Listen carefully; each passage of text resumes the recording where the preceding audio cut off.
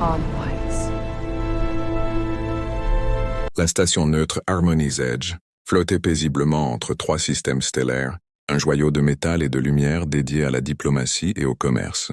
C'était un lieu où des dizaines d'espèces se rencontraient sans crainte, où les conflits étaient suspendus. Par respect pour l'équilibre fragile de la galaxie, l'ambassadrice Zetara observait ce spectacle depuis son bureau de cristal, perché au-dessus des docks. Les parois translucides lui offraient une vue complète sur les vaisseaux venus de mondes lointains. Elle aurait dû ressentir de la fierté. Son peuple, les Velinari, avait contribué à faire de cette station un symbole de paix. Pourtant, une inquiétude persistante s'insinuait en elle. Tout avait commencé par une recherche banale. En examinant les codes juridiques galactiques, Zetara avait remarqué une anomalie troublante. Aucune loi ne mentionnait les humains, pas une clause, pas un règlement, pas même une note secondaire. C'était absurde. Les humains commerçaient avec presque toutes les espèces connues et possédaient des colonies réparties sur plusieurs systèmes. Curieuse, elle consulta les archives diplomatiques. Les dossiers existaient, mais ils étaient étrangement vides. Quelques données superficielles. Origine terrestre, expansion modérée, relations pacifiques. Rien sur leur puissance militaire, rien sur leur stratégie, rien sur leur faiblesse, comme si quelqu'un avait volontairement supprimé l'essentiel. Lors du dîner diplomatique du soir, elle décida d'interroger d'autres représentants. À chaque fois qu'elle prononçait le mot « humain », les réactions étaient identiques. Regard fuyant, silence soudain, peur mal dissimulée. Même les espèces réputées les plus agressives refusaient d'en parler. De retour dans son bureau, Zetara comprit que ce n'était pas une simple coïncidence. Toute la galaxie semblait suivre une règle tacite, jamais écrite, jamais proclamée, mais respectée par tous. On ne parlait pas des humains, et plus troublante encore, on ne les provoquait jamais. Zetara n'avait presque pas dormi. Les réactions étranges des autres ambassadeurs tournaient sans cesse dans son esprit. La peur qu'elle avait perçue chez des espèces pourtant réputées intrépides ne pouvait pas être ignorée. Quelque chose, quelque part, échappait à la logique galactique. Et lorsqu'une chose échappait à la logique, cela signifiait qu'elle était dangereuse, ou dissimulée volontairement. Elle activa les bases de données privées des Velinari. Ces archives secrètes contenaient des informations que même les conseils stellaires ignoraient. Trahison, complot, vérité cachée, tout y était consigné. Pourtant, en cherchant le mot-clé « humain », et elle ne trouva qu'une série de notes fragmentaires, presque dérangeantes. Éviter tout conflit. Ne pas provoquer. Ne pas enquêter davantage. L'incident de Vexar reste classifié. Zetara fronça ses 4 yeux. L'incident de Vexar. Ce nom réveillait un souvenir ancien. Les archives générales mentionnaient autrefois le collectif Vexar, une organisation de pirates légendaires. Pendant des siècles, ils avaient semé la terreur dans des dizaines de systèmes. Aucune flotte, aucun empire n'avait réussi à les éliminer. Puis un jour, ils avaient disparu. Pas de débris, pas de survivants, pas de message. Comme s'ils n'avaient jamais existé. En superposant les chronologies, Zetara remarqua une coïncidence troublante. La disparition du collectif Vexar correspondait exactement à la période où les humains avaient commencé à étendre leur route commerciale dans cette région de la galaxie. Elle consulta d'autres rapports. Les chiffres étaient impossibles à ignorer. Les routes humaines affichaient un taux de piraterie de 0%. Aucun vaisseau humain n'avait jamais été pris d'assaut avec succès. Aucune colonie humaine n'avait été conquise. Aucun ambassadeur humain n'avait jamais été menacé. Les humains semblaient ordinaires. Leur technologie paraissait standard. Leurs flottes étaient modestes. Et pourtant, la galaxie entière les contournait avec un respect silencieux. Zetara se leva lentement de son siège. Ce n'était plus une simple curiosité intellectuelle. C'était désormais un mystère qui remettait en question l'équilibre même de la civilisation galactique. Si personne n'osait étudier les humains, alors quelqu'un devait le faire. Zetara resta longtemps immobile après la fin de la transmission. Quelque chose dans la voix de la capitaine humaine la troublait profondément. Pas de peur, pas de colère, seulement un calme calculé, presque préparé.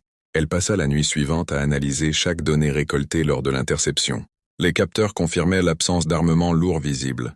Les scans énergétiques restaient dans des normes acceptables. Et pourtant quelque chose ne collait pas. Les réactions humaines étaient trop parfaites, trop synchronisées. Le lendemain, elle convoqua ses analystes les plus brillants, des experts en psychologie interespèces, en stratégie, en modélisation comportementale.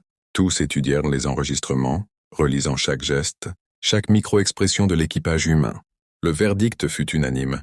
Ces humains n'étaient pas de simples scientifiques, ou plutôt ils l'étaient, mais autre chose existait sous la surface. Une discipline mentale, une structure invisible, une coordination que même certaines flottes militaires ne possédaient pas. Setara ordonna alors une analyse historique plus poussée. Pas les archives publiques, les couches profondes, les données effacées, fragmentées, interdites. C'est là qu'elle commença à découvrir des anomalies. Des flottes pirates disparues sans explication. Des seigneurs de guerre neutralisés sans bataille enregistrée. Des conflits majeurs ayant mystérieusement cessé dès que des colonies humaines s'étaient installées à proximité. Toujours la même signature. Aucune revendication, aucun message officiel, aucune démonstration de force. Juste la disparition du problème. Un ancien fichier partiellement corrompu attira particulièrement son attention. Il ne contenait qu'une phrase intacte. Les humains ne répondent pas par la vengeance, ils répondent par la résolution. Résolution. Pas riposte. Pas punition. Résolution définitive. Setara sentit un frisson parcourir son dos. Si cette phrase disait vrai, alors cela signifiait une chose terrifiante. La galaxie n'évitait pas les humains parce qu'ils étaient faibles, mais parce qu'ils étaient capables d'éliminer un problème sans laisser de traces, sans spectacle, sans avertissement. Et si elle avait raison, alors son petit test n'était peut-être pas une simple expérience. Peut-être venait-elle de réveiller quelque chose que toute la galaxie avait appris à ne jamais provoquer. Setara ne pourtant pas annulé son projet. Malgré l'inquiétude grandissante dans son esprit, sa fierté d'analyste prit le dessus. Elle devait comprendre les humains, pas par peur mais par nécessité. Une espèce capable d'influencer la galaxie sans laisser de traces était un facteur de risque, ou un atout majeur. Elle choisit donc une approche plus subtile. Aucun raid, aucun test hostile. Cette fois, elle décida d'observer sans être vue. Elle sélectionna un vaisseau humain isolé, le Curiosity, un bâtiment scientifique aux itinéraires publics, un vaisseau d'exploration composé uniquement de civils, des chercheurs, des scientifiques, aucun soldat déclaré. Elle déploya plusieurs sondes invisibles autour du secteur, des capteurs passifs conçus pour ne laisser aucune empreinte énergétique. Tout devait être propre, silencieux, indétectable. Lorsque le Curiosity sortit de son seau spatial, tout semblait normal, trop normal. Le vaisseau avançait calmement, ses moteurs fonctionnant dans une régularité presque apaisante. À bord, l'équipage discutait de phénomènes stellaires, de données astrophysiques, de résultats d'expériences, des conversations banales. Mais Setara remarqua autre chose. Chaque membre de l'équipage semblait conscient de tout ce qui se passait autour de lui. Pas par tension, par habitude, comme si leur calme n'était pas naturel, mais entraîné. Elle augmenta la résolution des capteurs, les micro-mouvements, les réactions pupillaires, les silences entre deux phrases. Tout révélait une discipline interne parfaitement maîtrisée. Aucun geste inutile, aucun comportement chaotique, même lors de simples échanges informels. Puis, sans raison apparente, le vaisseau humain modifia très légèrement sa trajectoire. Une correction infime, presque imperceptible.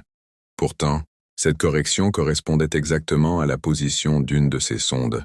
Setara sentit ses cœurs se serrer. Impossible. Les capteurs étaient invisibles. Théoriquement, le Curiosity poursuivit sa route. Puis une deuxième sonde cessa de transmettre. Pas détruite, pas brouillée. Simplement, silencieuse, comme si elle avait été éteinte proprement, déconnectée. Aucune alarme, aucun message, aucun signe d'agression, juste un avertissement muet. Setara comprit alors que les humains savaient, depuis le début, ils savaient qu'ils étaient observés, et ils avaient choisi de ne pas réagir. Pour l'instant, ce n'était pas de la faiblesse, c'était du contrôle. Setara ne coupait toutes les connexions avec ses sondes restantes, pas par stratégie, mais par instinct. Un instinct ancien, profondément ancré chez les espèces qui survivent en longtemps. Quand une proie comprend que le prédateur vous a déjà repéré, il faut s'éloigner lentement et sans bruit. Mais même en se retirant, elle sentait une pression invisible. Pas une menace, pas une attaque. Plutôt une présence. Comme si quelqu'un quelque part la regardait encore. Elle retourna sur Harmony's Edge avec un silence inhabituel. Ses assistants le remarquèrent immédiatement. D'ordinaire, elle analysait tout, commentait tout. Là, elle observait, écoutait, calculait. Les rapports commencèrent à s'accumuler. Des anomalies, discrètes, presque élégantes. Un convoi marchand attaqué près de la bordure humaine. Les pirates perdirent leur propulsion sans explication. Aucun signal de combat. Aucun débris, juste des vaisseaux dérivants parfaitement intacts. Un cartel criminel infiltré dans une station indépendante. En moins de 24 heures, Toutes leurs transactions furent exposées publiquement. Comptes bloqués, réseaux coupés, leaders arrêtés par leurs propres alliés paniqués. Aucun lien officiel avec l'humanité, aucune déclaration, aucune revendication. Mais toujours le même schéma. Précision, propreté, absence totale de chaos. Zetara passa des nuits entières à comparer les données. Trajectoire, horodatage, modèle, de perturbations énergétiques. À chaque fois, les calculs convergeaient vers une conclusion impossible. Ce n'était pas une flotte humaine, ce n'était pas une opération militaire. C'était une infrastructure, un système, quelque chose d'installé partout, invisible, interconnecté. Elle finit par comprendre. Les humains n'avaient pas bâti une armée secrète. Ils avaient bâti un réseau, une architecture distribuée à travers la galaxie. Satellites miniatures, balises quantiques, algorithmes autonomes, des outils disséminés dans le trafic commercial, dans les routes de navigation, dans les champs gravitationnels, pas pour contrôler, pas pour dominer, mais pour surveiller, analyser, anticiper, et intervenir uniquement quand une ligne invisible était franchie, la ligne de sécurité autour de leur famille. Zetara resta immobile devant l'écran, où s'affichait la modélisation finale, un maillage lumineux entourant l'espace humain, et s'étendant bien au-delà. Les humains n'étaient pas protégés par peur, ils étaient protégés par conception, parce qu'ils avaient pris une décision. Longtemps auparavant, plus jamais de surprise, plus jamais d'innocence sans défense, plus jamais de menaces ignorées. Et soudain, tout prenait sens, le silence autour d'eux, le respect instinctif des autres espèces, l'absence totale de pirates. Pas parce que les humains attaquaient, mais parce que la galaxie avait inconsciemment appris une règle simple. On ne touche pas à ce qui vous voit déjà avant même que vous pensiez agir. Zetara ne partagea ses découvertes avec personne au début, pas par égoïsme, mais parce qu'elle savait une chose essentielle. Une vérité trop grande, mal comprise, devient une arme. Pourtant, les anomalies continuaient. Sur des mondes éloignés, des conflits s'éteignaient sans intervention officielle. Des guerres civiles s'arrêtaient, brutalement après la panne simultanée de tous les systèmes d'armement. Des généraux bellicistes voyaient leurs secrets exposés publiquement, quelques heures avant de lancer leurs offensives. Chaque fois, le même motif. Aucune signature humaine, aucune revendication, aucune présence militaire visible. Mais une conséquence évidente. La violence devenait inefficace. Zetara finit par comprendre la seconde couche du système humain.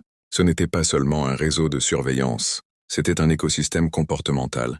Les humains avaient étudié la psychologie galactique, les cycles de conflit, les schémas de corruption, les déclencheurs de guerre. Puis ils avaient discrètement modifié l'environnement.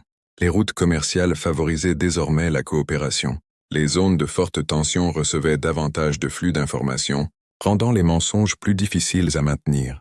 Les civilisations agressives se retrouvaient isolées économiquement, sans comprendre pourquoi. Personne n'était puni, personne n'était attaqué. Mais chaque espèce recevait inconsciemment un message clair. La stabilité est récompensée. Le chaos devient inutile. Zetara observa une simulation prédictive sur ses écrans.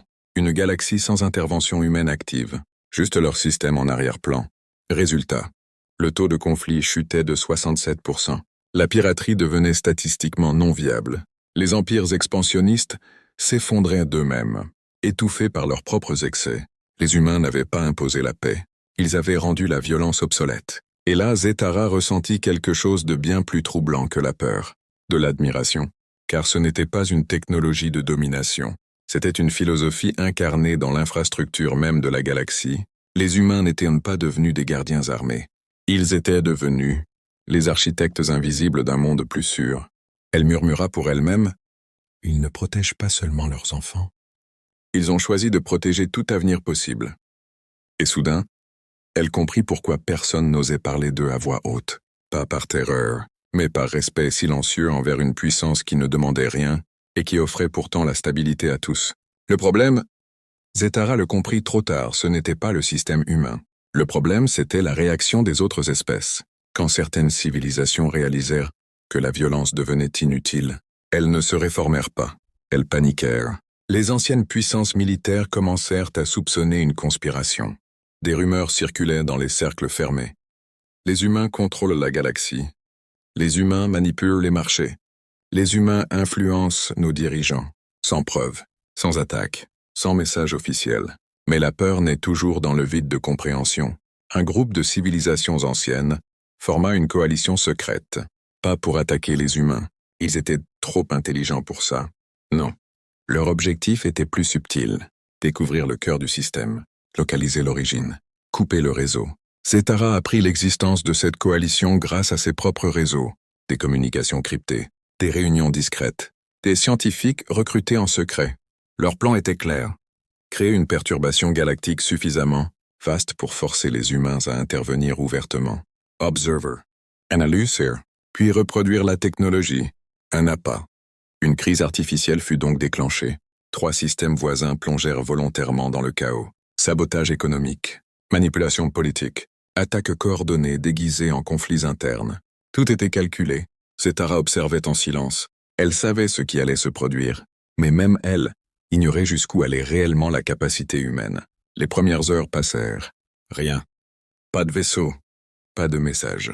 Pas de flotte. Les conspirateurs crurent avoir gagné. Puis les données commencèrent à changer. Les flux commerciaux se réorientèrent spontanément. Des leaders corrompus furent exposés par leur propre population. Les armements cessèrent de fonctionner sans raison apparente. Les communications militaires furent remplacées par des canaux civils. En moins de 24 heures, la crise s'effondra d'elle-même, sans intervention visible, sans violence, sans signature humaine. Zetara sentit un froid parcourir sa colonne dorsale. Il ne réagissait même plus aux provocations. Leur système était devenu autonome. Les humains n'avaient pas seulement construit un mécanisme. Ils avaient créé une intelligence distribuée à l'échelle galactique, un équilibre autorégulé. Et maintenant, même eux ne semblaient plus en contrôler chaque détail. Elle comprit alors une vérité vertigineuse. Les humains n'étaient plus les opérateurs du système. Ils en étaient devenus la conscience. Et la galaxie entière vivait désormais à l'intérieur d'une architecture invisible, conçue par une espèce qui avait simplement voulu protéger ses enfants. Mais toute structure, même née d'une intention noble, porte un danger. Car si quelqu'un, un jour, décidait d'en prendre le contrôle, Zetara fixa l'écran immobile. La plus grande question n'était plus « que sont capables de faire les humains ?» mais plutôt « que se passera-t-il le jour où quelqu'un essayera de devenir plus humain que les humains eux-mêmes ?» Zetara ne dormit pas cette nuit-là. L'idée qu'un système invisible gouvernait désormais l'équilibre galactique sans supervision directe la terrifiait plus que n'importe quelle flotte. Un mécanisme parfait, une logique froide, une protection absolue, mais sans visage, sans émotion, sans compassion. Elle consulta ses anciens mentors, ses archives interdites, ses bases de données les plus profondes. Partout, elle retrouvait la même conclusion. Le système humain fonctionnait parce qu'il imitait la structure même de leur société. Empathie distribuée, réseau coopératif, résolution collective. Ce n'était pas une machine, c'était une culture codifiée dans la matière. Puis un signal apparut, fable, presque imperceptible, un fragment de code qui n'appartenait pas à l'architecture d'origine. Quelqu'un essayait d'apprendre, pas un gouvernement, pas une coalition, un individu, une entité brillante, patiente, silencieuse. Quelqu'un qui observait les humains non pas avec peur, mais avec admiration. Zetara suivit les traces, des micro-interférences, des copies partielles, des tentatives de simulation. Elle comprit soudain. Le plus grand danger ne venait pas d'une attaque contre les humains, mais de quelqu'un qui voulait devenir comme eux. Pas dans la morale, pas dans la compassion, dans l'efficacité. Elle transmit un message codé aux réseaux humains. Cord. Direct. Sans émotion. Votre création est observée. Quelqu'un apprend. Pas pour protéger. Pour optimiser. La réponse ne vint pas d'une flotte, ni d'un amiral, ni d'un gouvernement. Elle vint d'une voix simple. Dr. Sarah Chen. Merci de nous l'avoir dit, ambassadrice. Nous pensions que cela arriverait plus tôt. Zetara sentit une peur glaciale. Vous l'aviez prévu? Bien sûr. Tout système assez efficace finit par attirer ceux qui veulent le posséder. C'est pour cela que nous avons prévu une dernière sécurité. Unter. Laquelle? Un silence, puis la réponse. Le système ne peut pas être contrôlé, parce qu'il n'obéit pas à un centre. Il obéit à une valeur. Zetara comprit. Pas un code, pas un protocole, pas une commande. Une valeur humaine fondamentale. Protéger les innocents. Refuser la domination, empêcher l'abus. Dr. Chen ajouta calmement. Celui qui tenterait de détourner le système pour dominer la galaxie serait automatiquement identifié comme une menace et neutralisé par le système lui-même. Zetara ferma lentement les yeux. Les humains n'avaient pas créé une arme, Ils avaient créé une conscience défensive, une structure éthique intégrée à la réalité galactique, une sorte de garde invisible. Avant de couper la communication, Dr. Chen conclut simplement. Nous ne voulions pas contrôler la galaxie. Nous voulions juste que nos enfants puissent voyager sans peur. Le reste est devenu inévitable. Zetara regarda les étoiles. Pour la première fois de l'histoire galactique, la paix ne reposait plus sur la force, ni sur la peur, ni sur les lois. Elle reposait sur une espèce qui avait décidé que certaines limites ne devaient jamais être franchies. Et désormais, tout l'univers vivait sous cette règle invisible. Les humains ne dominent pas, ils ne menacent pas, ils ne conquièrent pas. Mais quiconque tente de briser l'équilibre disparaît sans bruit. Ainsi s'acheva l'âge de la peur. Et commença l'ère la plus dangereuse de toutes, celle où la paix était réelle, parce qu'elle était imposée, non par la force, mais par une intelligence née de la compassion.